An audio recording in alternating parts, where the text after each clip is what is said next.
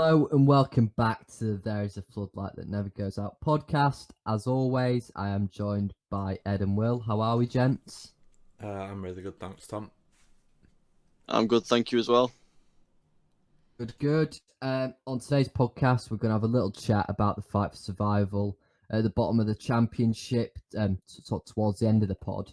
But the main body of the podcast today is going to be taken up by some chat about the events that transpired at Old Trafford yesterday.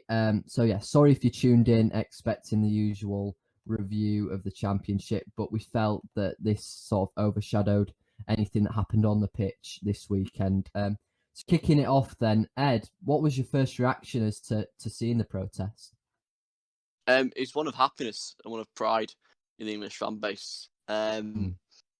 A slight bit of surprise that it would be Man United fans who would go as far as to breach the stadium. I don't want to use the term the storming the Bastille, but the idea of revolutionary. But what it was great was to see direct action against the Big Six and against the owners of those clubs and causing disruption to the biggest game of the Premier League season, undoubtedly one of the biggest money earners. And that was also interesting, wasn't it? How Sky, Carragher and Neville aside, they changed their tune. I mean, Thatcherite Souness, no surprise that he was not in favour of the protest, but no one seriously listened to his opinion.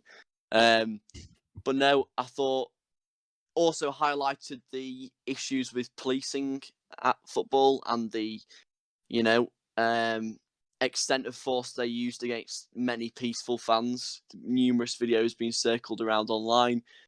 I've seen it firsthand at Wednesday, and everyone knows that the police go way out of the requirements when policing football fans.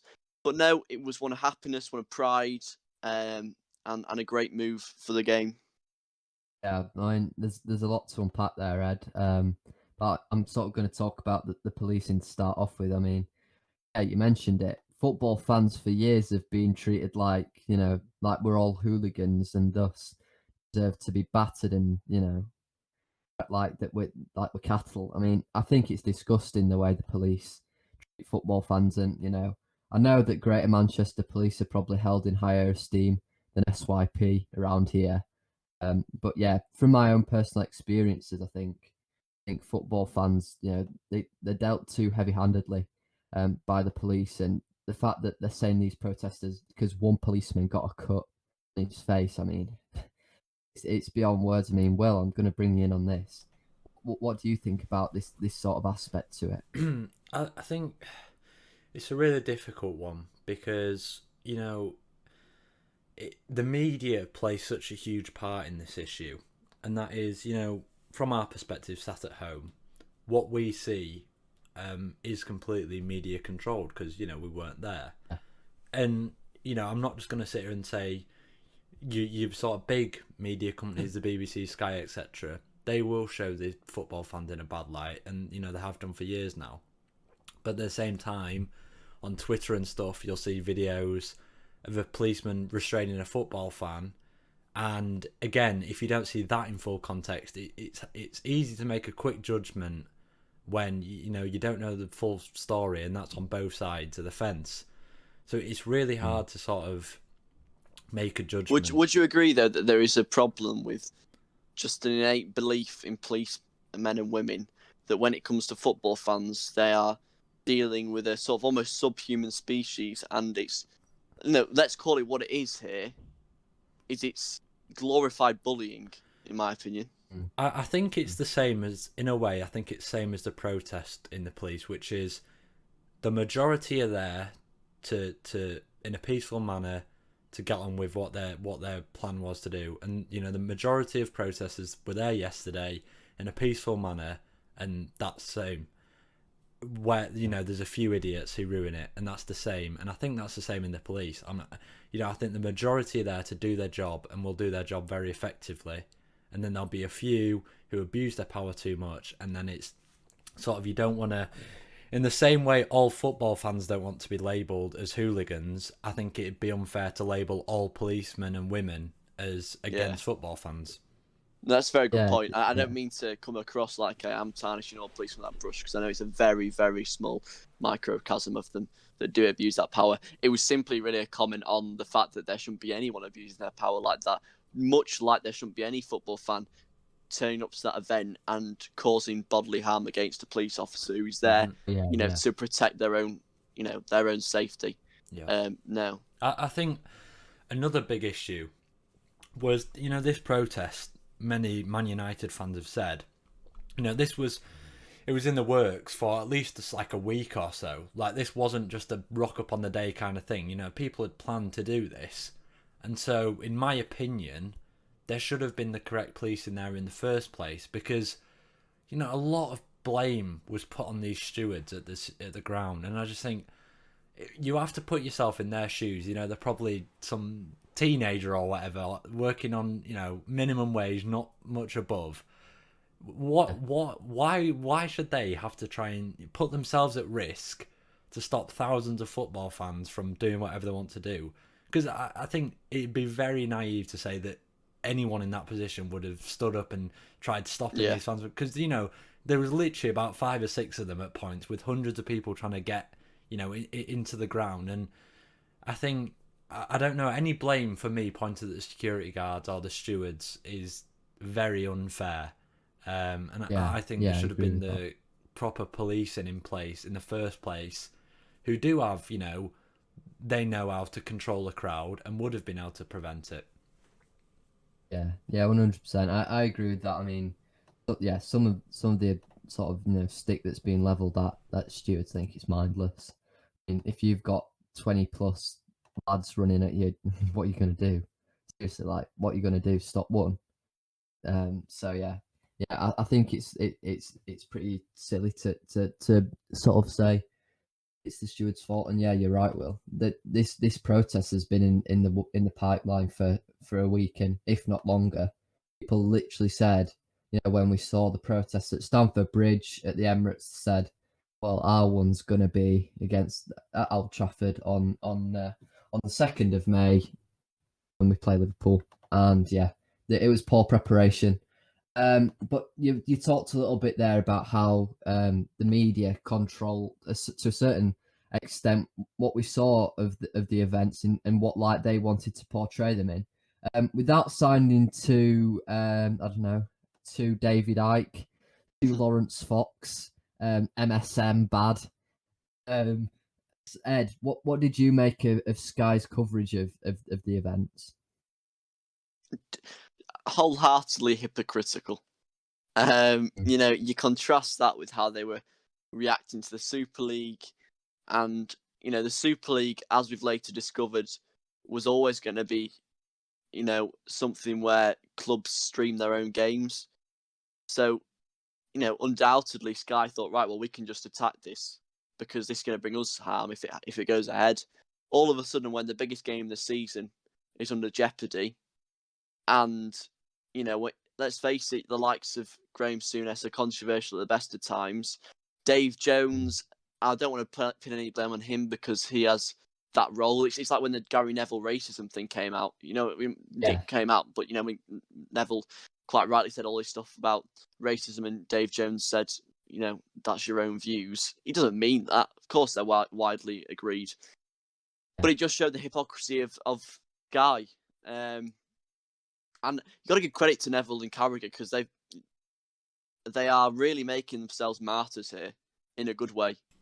Yeah, they stuck to the word, didn't they? They didn't. They have. It was. I was laughing. It was quite ironic how you had those up on the platform, and then you just had Neville and Carragher stood down at the bottom, and it literally felt as if they were the four up top with Souness, Keane, Micah Richards, etc. They were kind of this. They were standing it. I don't want to say they were against it, but they were definitely, for me, saying that what happened on that day was more bad than good. Whereas Neville and Carragher seemed more than happy that had happened. And like you say, I definitely think it's a case of when their pocket's been hurt, they throw a bit of a different reaction, don't they? Definitely. Yeah, massively. And you said it earlier on in the pod, Ed. But why does it not surprise me that Thatcherite Graham Souness, rather than in on board with the people's, actually levelling it as a United Liverpool thing?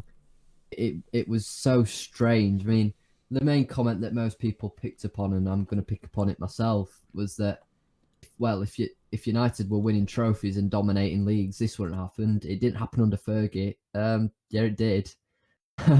This is, they said keep it peaceful, and United fans have kept it peaceful for 15 years while 2.1 billion And pounds even has been now, it hasn't taken out got of their club. rowdy.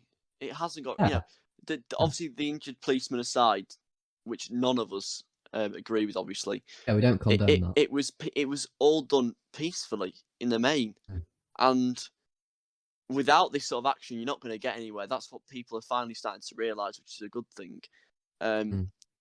It just highlighted the hypocrisy. Also, on Manchester United themselves, the Glazers talk about wanting to rebuild trust. Again, just massive, hypocrisy This there. was never there, They never was it? had It was it. never No. there. Yeah.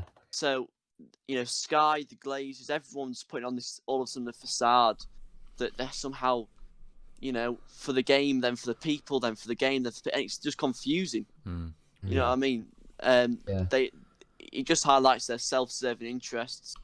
People like Carragher and Neville are the ones truly sort of carrying that beacon for the everyday football fan. Yeah. It was just, hopefully many more to come. Or an outcome we all want to happen.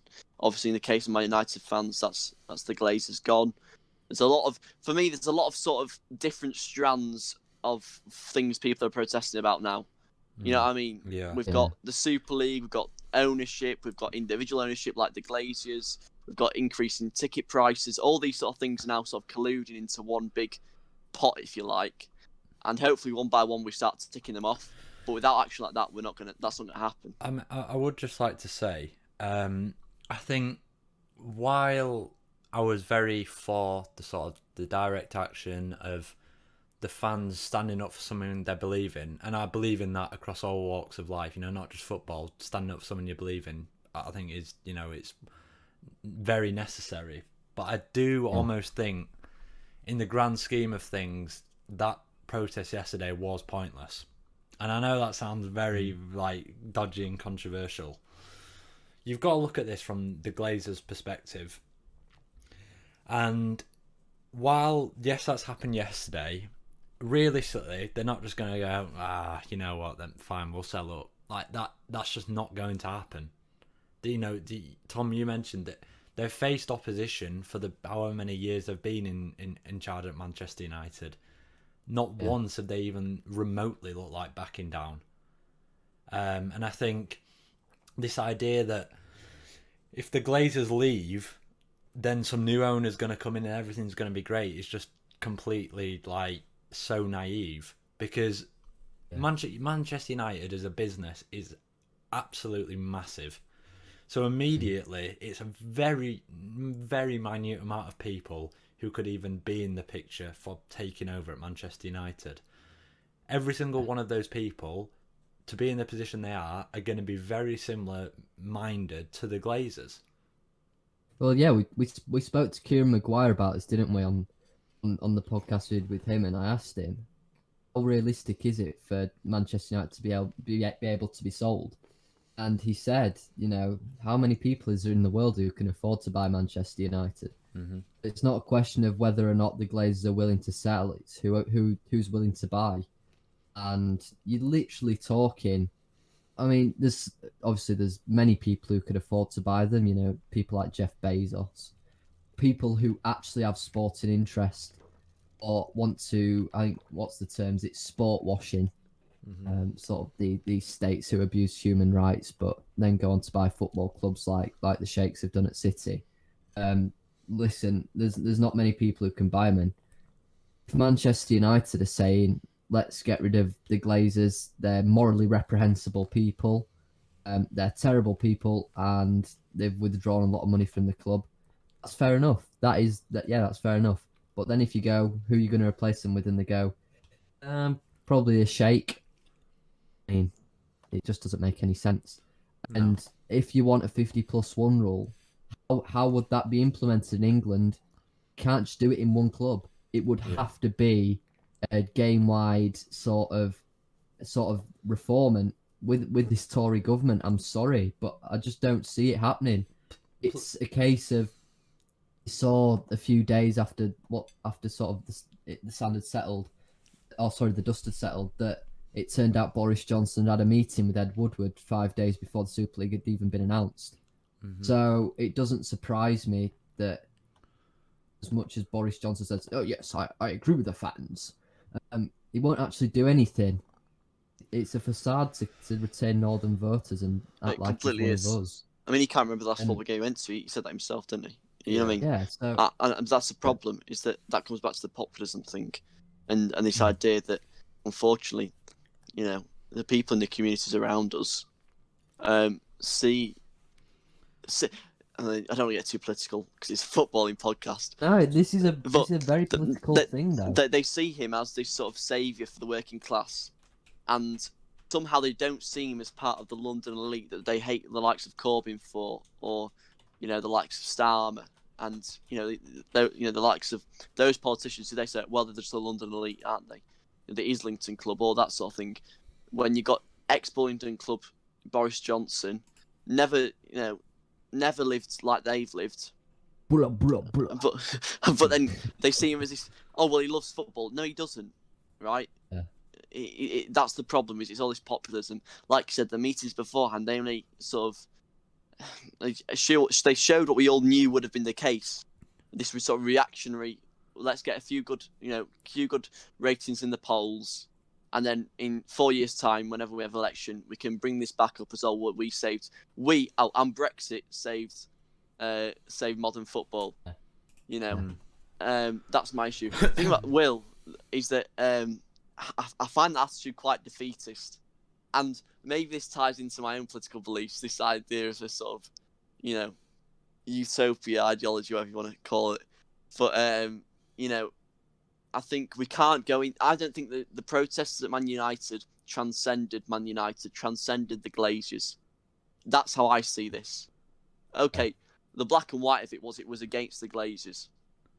But the massive grey area is that this was about ownership in the modern game in general. And if you go in with the attitude that you're not going to get anywhere in any sort of walk of life, any situation in life, you're not going to get anywhere. That's a simple fact. And this isn't about manifestation or any of this sort of thing. Get your crystals out. This isn't skulls. This isn't about that. This is about a simple fact of life. You've got to go into something with conviction and believe in it. And we've seen that conviction has shown in the Super League protests that massive decisions can be overturned, and that these big tycoons can be beaten. You know what I mean? I agree with you. I do agree with you.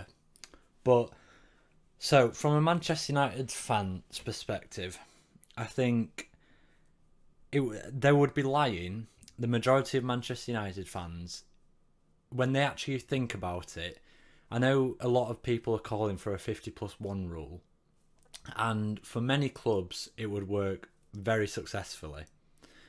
For a team like Manchester United, whose fan base repeatedly, you know, want these top end players, these hundreds of £1 million players, the 50+1 rule for them, if you implement a 50+1 rule, it absolutely ruins any investment in the club, because not many investors want to go into a business with a club who run under a 50+1 rule. It's what we've seen in Germany. It's why they struggle to keep hold of expensive players, because they don't have that much money. So you have to be realistic. You have to think about it from you're either a fan who's in love with your club, which a lot of them are claiming they are, but realistically, if they become a club who all of a sudden aren't getting all these top talents, are then going to start kicking off about that as well. You've got to learn you can't have it both ways. Definitely. Yeah, it can lead to a monopoly in this country. Or at least, you know, we sort of have a little bit of pluralism in this country anyway, don't we? But I think it's a case that if Manchester United became a club that was, let's be honest, let's tell the facts here. 50+1 doesn't mean that Manchester United fans own half the club anyway. It means they have voting rights. But it also means that these shares are only in the club's name. They're not owned by anyone. So it will be very hard for investment in the club. Like you said, Will, at what point do you go, well, we can't bring in these top talents anymore, but you have voting rights in the club? Is it worth it? And also, I talked about the new buyer. A new buyer would have to clear around £700 million worth of debt. So who's going to do that in that's the first probably place? Like, who, yeah, like, yeah, what businessman is going to do that and then take on a business where they don't even have full voting rights? Like, yeah, who would actually do that? The government, that'd be the yeah, only possible way. Government buyouts, yeah. But they can spend 15 billion or whatever on new defence budget. They have the money there, but it would there's, yeah, but it would there's take no the chance piss they'd if do the it. government There's no take the chance they'd piss do if it. the government bought half of Manchester Yeah, United. like I think Then even say even they from a can't football afford This, to fan, feed this is starving even kids. from a football fan's point of view, oh, I wouldn't 100%, I'm want not them to saying do it should that happen. because No, it just far better. it just There's like far better yeah, I outlets don't to know. spend money. It was that was simply a Oh answer no, to your yeah, question. yeah, It wasn't yeah. me genuinely saying the government should buy football clubs back. This was part of my point about why, as soon as they wanted the Super League to happen, I was happier than you two to let that be the case, was because you get rid of the top six and implementing 50+1 in the rest of the English pyramid is far easier. Okay, that's going to then, create a pretty much unbridgeable gap between the top six and the rest of English football. But I wasn't too adverse to that, on a sort of on a moral standpoint. I think it'd be a bit shit. I mean, yeah, Yeah, no, I I understand that, and obviously, yeah, there was, I can, I said it at the time, and I'll say it again. At that point, there was a large part of me thinking, "Hang on, 6 clubs go. What's that going to mean for Wednesday? Oh, hang on, we stay up in the Championship. Ta-ra!" yeah, You know what I mean? But no, I think that, like I said, the protests we saw on against the Man United Liverpool game transcended that issue. It was another example of a top six club taking direct action. We're only going to see more of it until something changes. But yeah. how that changes is yet to be seen. The Kroenkers at Arsenal, they don't look like they're going to be going at all. Yeah. You don't see any of that top six changing, except maybe FSG. I just think with FSG, they're not. I just don't see them as resilient as the Kroenkers and as the Glazers. They just seem to have a bit of frailty. I don't To be know. I fair, think you call I it agree with you on resilience. that. I'd Yeah. call it just like being a knobhead. I think I think the Glazers are more knobheady than FSG, and FSG are pretty big knobheads, so that's an impressive thing to do. But I think Yeah, I they're agree. more I likely agree to with you listen. that. Yeah, MY Sports Group have passed for making mistakes, but then ratifying them. So I don't I agree with Ed that they're probably a little bit weaker, but I also agree with Will that they're probably just a bit, not great humans, but they're probably a little bit more receptive to fans. Whereas, like you said, Ed, right at the top of the pod, Glazers literally haven't had any trust with United because they've not. Joel Glazer's never spoken to the fans. The Glazers bought Man United in 2005, and not once have they addressed the fans. How mental is that? That is mental. No, what other club in the world would that be accepted? Yet until Super League comes around, it's okay at United. That's why I think English football needs looking at it in this whole scenario. Yeah, the Glazers are terrible, terrible human beings. But the fact that they were allowed to commit a leverage buyout upon Manchester United, probably one of this country's greatest institutions that was prior to them debt-free for 100 years, the fact that that was allowed and that the opposition of the fans wasn't listened to by the FA, by the Premier League, it's disgusting, and it makes you think, could it happen again? And the fit and proper test is complete opposite. You know what I mean? That the ownership. Yeah. It's any man and his dog can just walk in, say I've got this amount of money and buy a club and ruin it. Yeah. I mean, I've not got much more to say on the Manchester United issue. It was definitely a great starting point, but these things only work. The storming of the Bastille only works if you have, all the events afterwards. And I'm not saying the execution of anyone. Let's not get that far. I was going to say, Abby Glazer's head's got to be chopped or the off. implementation of any sort of terror from a committee of public safety. But I think these things only work if you compound them with more and more, and eventually, good will triumph. I think as a whole, football fans need to be careful what they do, because as we've seen over the last 24 hours, the media love nothing more than to make football fans look like all of us hooligans and these awful people. And so if you give them the slightest bit of that, it's only going to turn people against them. You know what I mean? You have to almost go about this in the right way. And like Ed said, a terror would not be the best idea. Yeah, I agree with Will in that. Football fans have to be careful because it's a tough one. Because I said it before these American owners, before the oligarchs, before the sheikhs, English football sort of did have a reputation for being a sport for the hooligans, and yeah, it's a tough one. But more needs to be done. What can you do whilst you just sit there and let it happen? I mean, I've seen so-called United fans. I'm not even going to call them United fans because they're just not. Who were saying, "Oh, you shouldn't protest the Glazers because we might not sign Sancho." I mean, what is this mentality? Well, that's someone who isn't. That's someone who isn't a Man United fan. They're a fan of Man United having good players and stuff. And sadly, we've seen a lot of these top 6 teams now have a large majority of these sort of fans who aren't fans of the club. They're fans of, I don't really know what. They're fans of good football, and these are the same people who probably won't even care if a Super League happened. And they're the sort of people who, when people stood against the Super League, were saying, well, how is it that bad if we get to play PSG every week? They just don't get it. You know what I mean? And I think there's an alarming amount of people who are like that, and from a proper football fan's perspective, it's hard to comprehend how they think like that.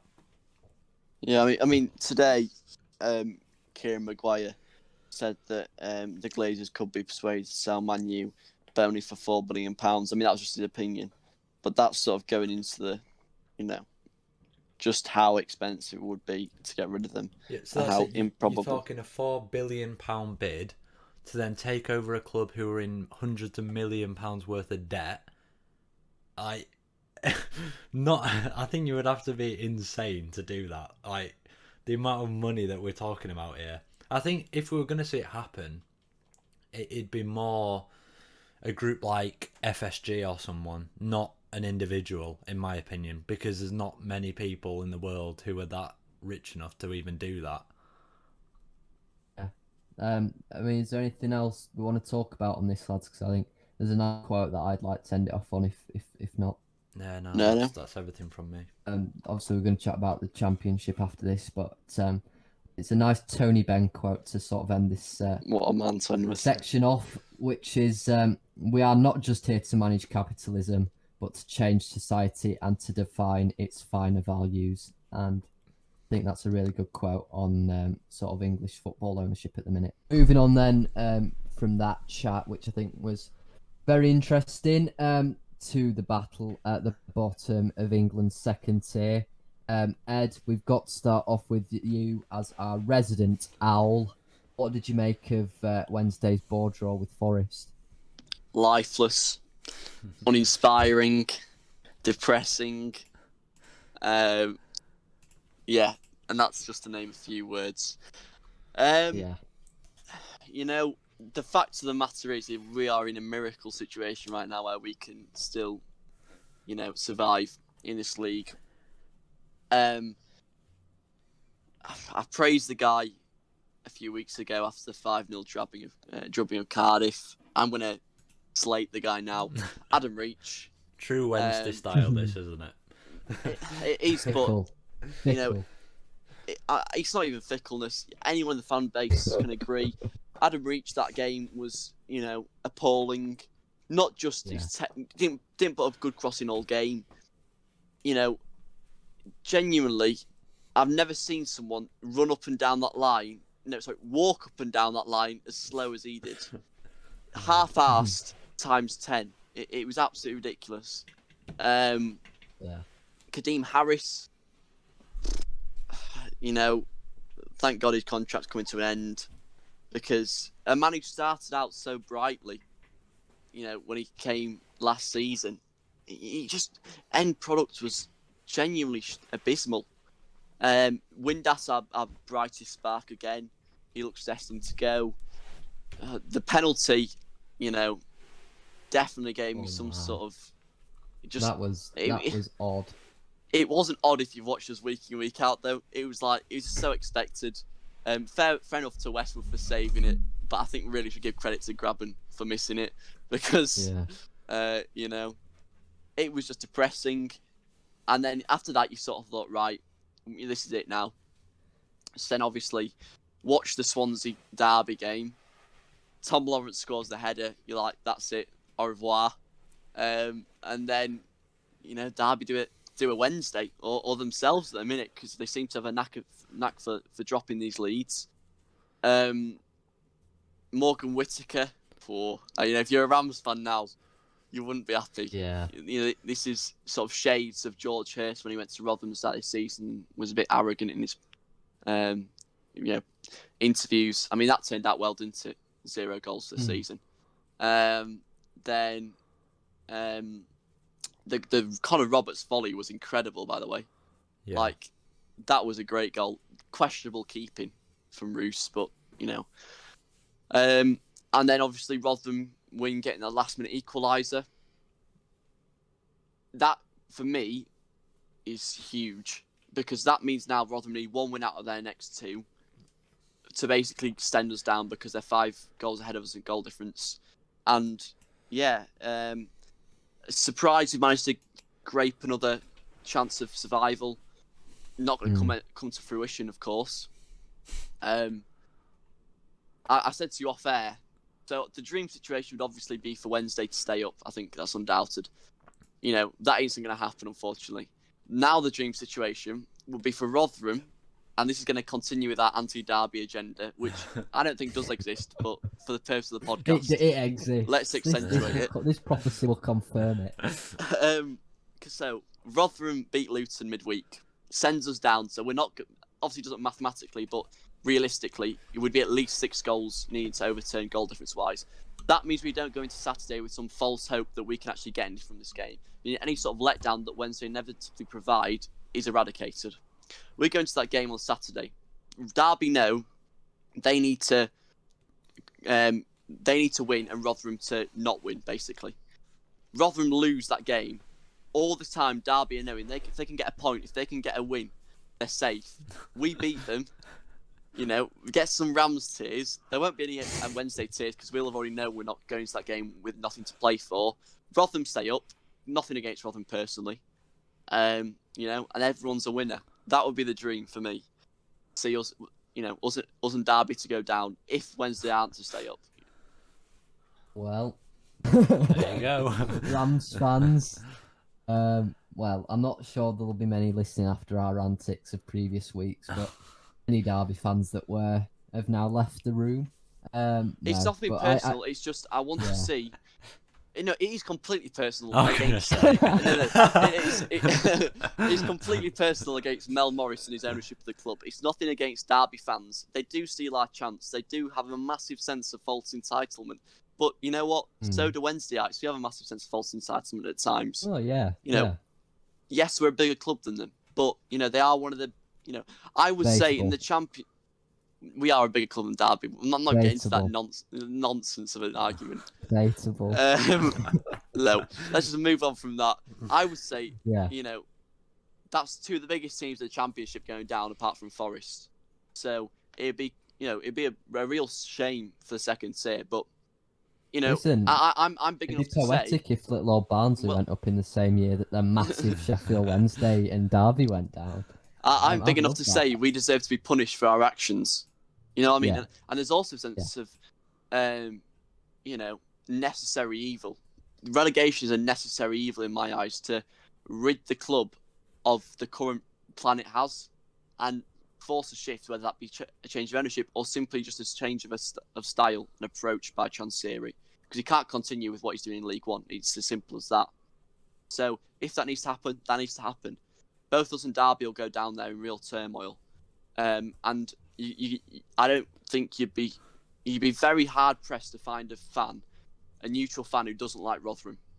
As a squad, they've been dealt a really tough hand. I love Paul Warne, and fair enough for them staying up. And I just really don't want to go into that last game and have 90 minutes with some weird hope that we can stay up and then be inevitably let down. You know what I mean? I value my heart. I don't want that. Why? Like, I don't understand.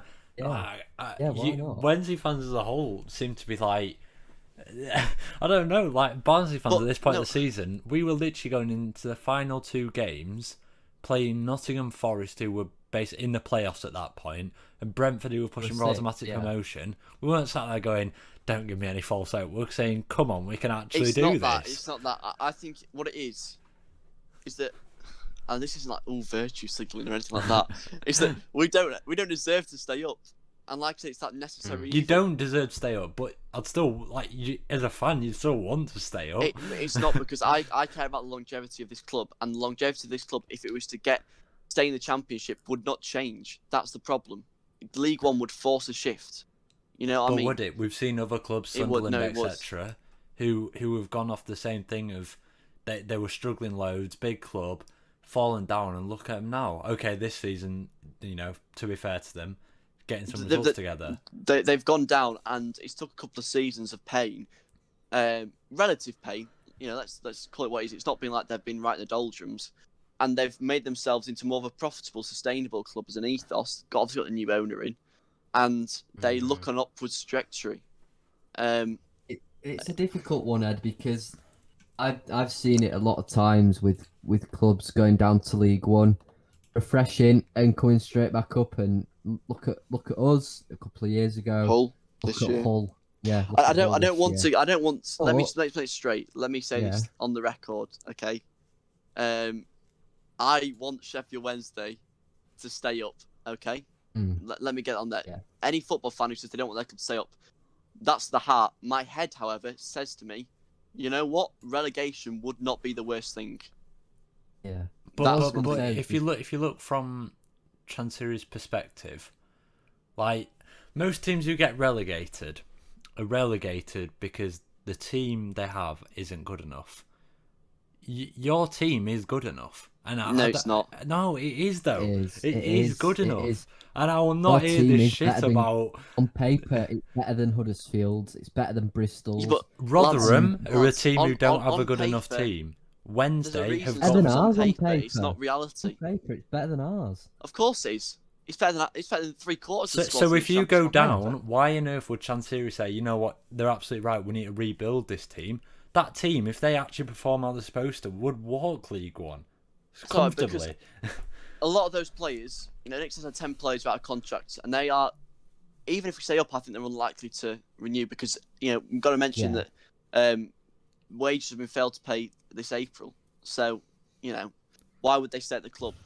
I would rather have a rebuild. Pissing in Championship, you'll be skint in League One. Seriously. That comes down to cash flow issues actually in COVID. So hopefully, as the world opens up again, so will his ability to transfer money. That isn't about Chansiri actually having the money. It's all tied up in assets and stuff like that. I'm not a businessman. I don't know the ins and outs of it, surprisingly. You're sounding a bit like Philip Green here, man. And that's the biggest insult you've ever paid to me. No, I just think we need this sort of perjury, this cleansing. You know what I mean? Yeah. And but you're not guaranteed it though.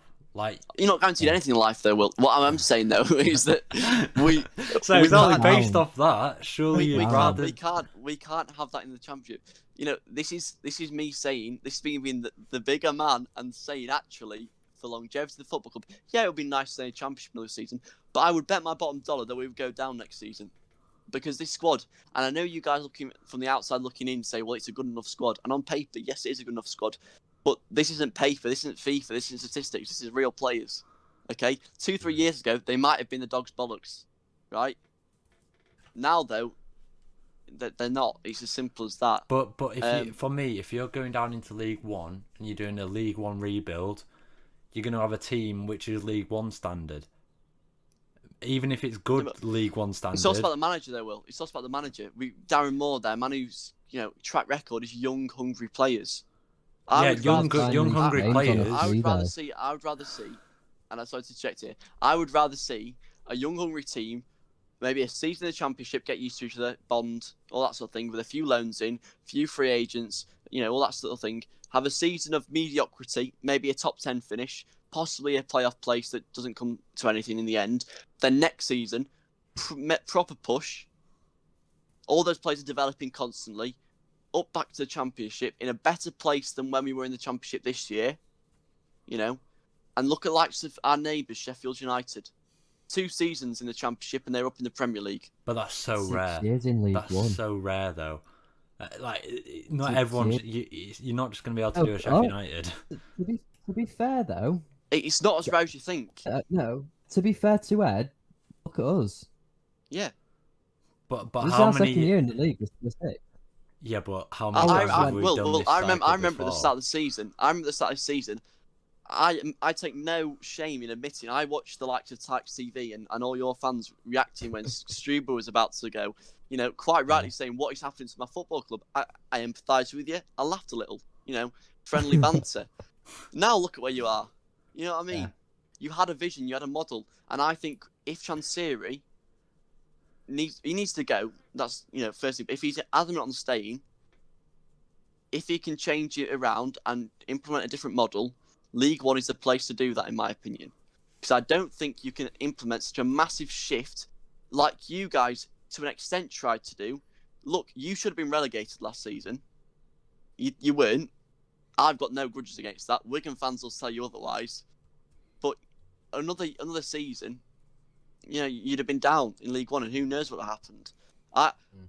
But don't think I'm being defeatist and saying, send us down, please. No, of course I want to stay up. But what I'm saying is relegation would not be the worst thing for Sheffield Wednesday Football Club, and in a lot of aspects would be better than staying up and then inevitably going down next season. Because that is what I think would happen. Listen, sorry, Ed, this has just got to be a bit of a disclaimer, though. None of it's final. No. So it's all right as having this chat now, but I think it's probably all better off. subjectiveness. Yeah, it's probably better off when we're doing the Wednesday season review. Well, I can guarantee you when. I'll say, of course. I don't want to rant about Wednesday too much because no one likes listening to that. Well, maybe you two do, but I certainly don't. I can guarantee you, this time next week, if we're in the Championship, all this will be forgotten, and But that's the fickleness of a football fan. For me, Ed, clearly I can't tell you much about Wednesday as you can, but from the outside looking in, the problem at Sheffield Wednesday this season, and I know the Wednesday fans blame the players week in, week out. For me, it's not the players' fault. It's not their fault that they've had about 14 different managers in one season. It's not their fault that they haven't been receiving the wages some months. That is undoubtedly going to reflect in the performance. You can't expect a team to say, you know what, forget about everything else going on. I'm going to be on the top of my game under a different manager each month who play completely contradicting styles of football. I'm not getting my wage, but apart from all that, I'll be great. That was never going to happen. So I think the problem at Wednesday is the management and the ownership, and that reflects on the players. Under Darren Moore, if you actually keep Darren Moore in and let him do what he does best, I have no doubt that your team can become a very good team. I understand that. I agree with your sentiment, but let's not pretend like the last few seasons have been all rosy-faced happiness, because it hasn't. There's been this continuously gradual decline. That decline is obviously sharpened this season, but let's not forget the end of last season. We barely won. I think last home game we won last season was just before we went to lockdown against Charlton. Didn't win a home game since then. It was dreadful. And the players getting paid on time. Gary Monk had been there and was starting to establish himself. So those factors weren't an issue there. Of course, the issue of this club, and this will be my final word on it because this isn't a Wednesday-centric segment of the pod, but obviously the final sort of person to blame, and the obvious one is Chansiri, and I completely agree with that.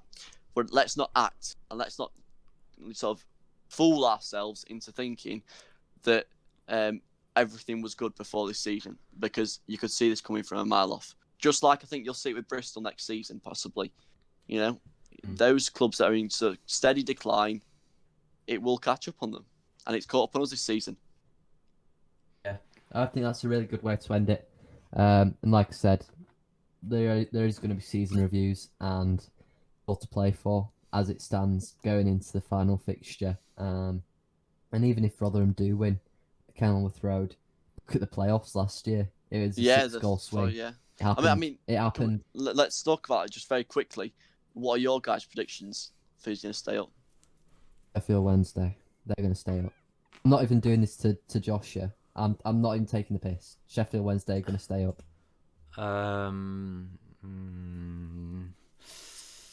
I almost agree, because I just, as much as I want Rotherham to stay up, I just don't see them really winning the games that they need to win.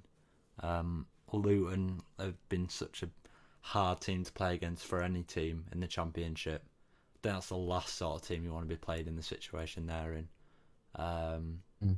And I think if it comes down to Derby Wednesday on the final day of the season, it's just Jordan Rhodes will score like a 10-minute hat-trick or something only, and they'll stay up. So yeah, I agree as well. I wish I could share your optimism. If it's a Derby Wednesday shootout, you're going to win that game. Yeah.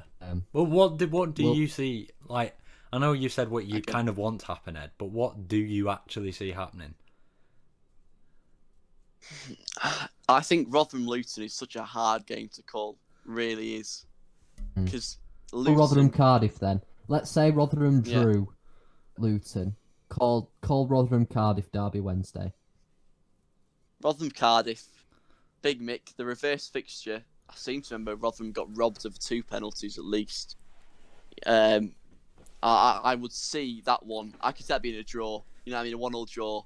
It depends if Harry Wilson turns it on like he did against Birmingham, then, you know, they've got no chance. I mean, he was incredible. And as for Wednesday derby, it's like 2 clowns fighting each other. It's what it is. You know what I mean? It's. Have you seen that YouTube title? 2 retards fighting each other. Yeah, I didn't want to say That's what it is, isn't it? You'll definitely see that meme. I think a big thing is, for me, I know as much as it pains me to say, when you beat Cardiff 5-0, there's no way Derby, even on their best day, would win 5-0. The blessing for us is Derby don't seem to be able to find the back of the net. That's what I mean. They're just. Which I mean, they'll score 4 against us. So they'll go and beat Wednesday 5-0. That would be something. My final prediction, though, is that Rotherham will stay up. Yeah, and I don't want people to think I'm defeatist, and you know I want us to go down. It's just heart versus mind, and you know they both are thinking differently at the minute. But yeah. Well, like I said, as it stands, it's all to play for. It is. And Tuesday will you know, it's a massive game, and. I'm buzzing that the playoffs are sorted with, because my full attention, even though Barnsley are in the playoffs, my full attention is on this relegation battle. And it's lovely to not be involved in it. Never thought I'd say it, but I'm rather enviable of Barnsley fans right now. It's just brilliant. But yeah. It is. If you've listened to this point of the pod, we really appreciate it. I think it's been quite the eclectic podcast. Let's just say the least. We spoke about the Glazers, we spoke about Tony Benn, we spoke about Ed's League One hypotheses. But yeah, really apologies that turned into a bit of a rant. That was not the intent. It's just beautiful. Thanks for listening. Sorry. No, I was just going to say it would just be beautiful to Ed going on that rant, and then they'll stay up, and it was. I never had any doubts about this. You know, Wednesday, the plays are so brilliant. You know, Adam Reach is basically Messi. You know, that's what it'll be like. I can tell you categorically, I unapologetically will do that. You know, unironically. Share the fickleness. Are you sure you don't want me to in my Robespierre quote that revolutions weren't made with rose water? You better believe for my history exam, he's a banker. We do a lot of things on this podcast, but giving you A-level history tips is one we're just giving you. What a quote to use. Yeah, I'm not sure it's one to end on, but it's one to think about. Yeah. Later in the week, we're going to have a brilliant podcast coming out with head of football in the Northwest at Reuters, Simon Evans, coming out. So keep your eyes peeled for that one. It's a genuinely brilliant podcast. And this coming Sunday, is it the 10th, lads, or is it the 9th? It's the 9th, isn't question. I only just realised it was May, to be honest. Yeah, it's the 9th this Sunday. We're going to have our best podcast yet, where face cams are going to be introduced for the first time, and we're going to be doing an awards ceremony in which we'll be sat in our spare rooms or our bedrooms in our house with a suit on. So look forward to that. As always, you can find us on Twitter at Floodlight Pod. If you're listening on YouTube, please do drop a like and subscribe. If you're listening on Spotify, follow us. If you're listening on Apple, please do subscribe, and we'd love it if you gave us a review. Thanks for listening. Cheers, guys. Cheers.